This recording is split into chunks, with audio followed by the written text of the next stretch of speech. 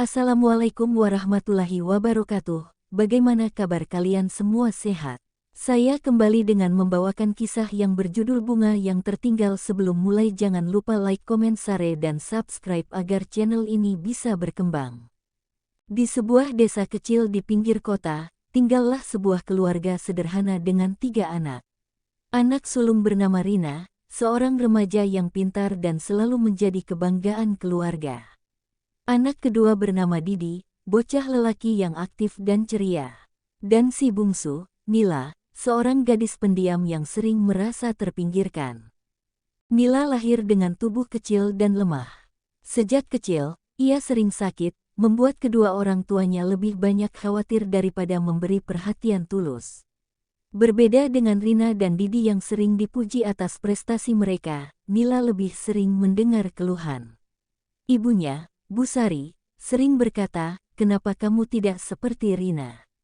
Pintar dan penurut, atau coba seperti Didi, selalu ceria dan tidak merepotkan."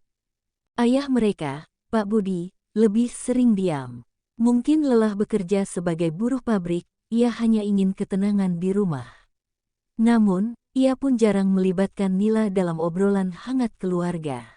Nila hanya duduk di sudut, memeluk boneka kecilnya, mendengarkan tawa keluarganya tanpa pernah merasa menjadi bagian darinya. Suatu hari di dapur, Bu Sari sedang memarahi Nila karena menjatuhkan piring saat mencoba membantu. "Dasar ceroboh, lihat, sekarang piring ini pecah. Kamu selalu menyusahkan," bentak Bu Sari sambil menghela napas panjang. Nila menunduk, air matanya menggenang. "Maaf, Bu, aku hanya ingin membantu. Kalau mau membantu, jangan malah bikin repot. Sana, main saja. Jangan ikut-ikutan," ujar Bu Sari sambil mengibaskan tangannya. Nila menatap ibunya sejenak sebelum berlari ke kamar. Di dalam kamar, ia memeluk bonekanya erat-erat dan berbisik pelan, "Boneka, kenapa aku tidak pernah bisa membuat mereka bahagia?"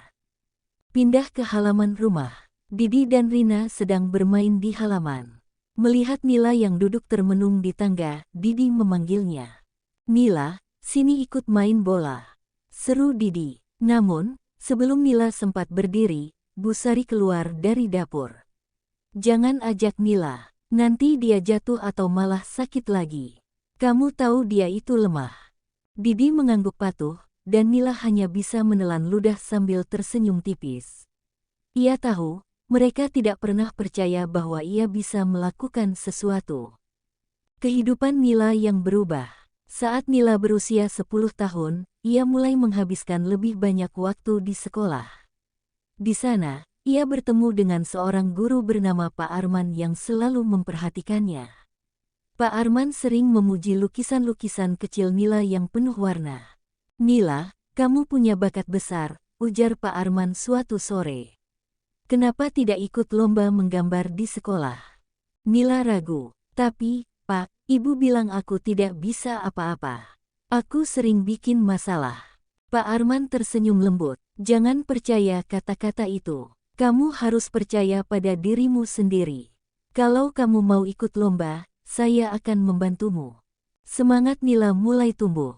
Ia bekerja keras mempersiapkan lukisan terbaiknya. Ketika hari lomba tiba, ia menggambar sebuah keluarga kecil yang duduk bersama di bawah pohon besar, dengan bunga-bunga bermekaran di sekitarnya. Ia menamai lukisannya "Keluarga Impian." Saat pengumuman lomba, Nila memenangkan juara pertama. Saat ia pulang membawa piala, wajahnya bersinar penuh harapan. Ia berpikir, mungkin kali ini keluarganya akan bangga padanya. "Ibu, Ayah, aku menang lomba menggambar," katanya dengan semangat sambil menunjukkan piala. Namun, respon yang ia dapatkan hanyalah anggukan singkat dari Bu Sari. "Bagus, tapi jangan terlalu bangga dulu. Kamu masih kecil, itu biasa saja." Rina hanya berkata, "Selamat ya," tanpa melihat ke arahnya, sibuk dengan ponselnya. Didi, meskipun memuji, segera kembali bermain dengan teman-temannya. Nila merasakan piala di tangannya seakan tidak ada artinya. Hari yang mengubah segalanya. Beberapa bulan kemudian, Nila jatuh sakit parah. Tubuh kecilnya yang lemah tidak sanggup melawan demam tinggi yang menyerangnya. Ia dibawa ke rumah sakit dan dirawat intensif. Di sana, di atas ranjang putih, Nila berbisik pelan kepada ibunya yang duduk di sisi tempat tidur. "Bu, maaf kalau aku selalu merepotkan," kata Nila dengan suara serak. "Aku ingin sekali membuat ibu bangga, tapi mungkin aku memang tidak bisa." Bu Sari tertegun. Air matanya mulai menetes. Ia menyadari betapa selama ini ia telah mengabaikan perasaan anak bungsunya. "Nila, ibu minta maaf. Kamu tidak pernah merepotkan. Ibu yang salah," kata Bu Sari sambil menggenggam tangan Nila erat. Pak Budi, Rina, dan Didi berdiri di dekatnya, menundukkan kepala. Mereka menyadari bahwa selama ini mereka telah melukai hati Nila tanpa sadar. Akhir yang memilukan. Namun, kata maaf itu datang terlambat. Malam itu, Nila mengembuskan napas terakhirnya. Tangannya yang kecil menggenggam piala lomba menggambarnya, seolah itu adalah satu-satunya pengakuan yang pernah ia dapatkan dalam hidupnya. Keluarga itu menangis sejadi-jadinya. Di rumah, mereka menatap lukisan keluarga impian yang digambar oleh Nila. Mereka tahu bahwa lukisan itu adalah gambaran harapan terakhir Nila untuk keluarganya. Bu Sari memeluk lukisan itu sambil berbisik, "Maafkan Ibu, Nila. Maafkan kami semua." Hingga bertahun-tahun kemudian, lukisan itu tetap tergantung di ruang tamu mereka. Setiap kali melihatnya, mereka teringat akan Nila, bunga kecil yang tidak pernah mereka rawat dengan baik. Dan penyesalan itu menjadi luka yang tidak pernah sembuh.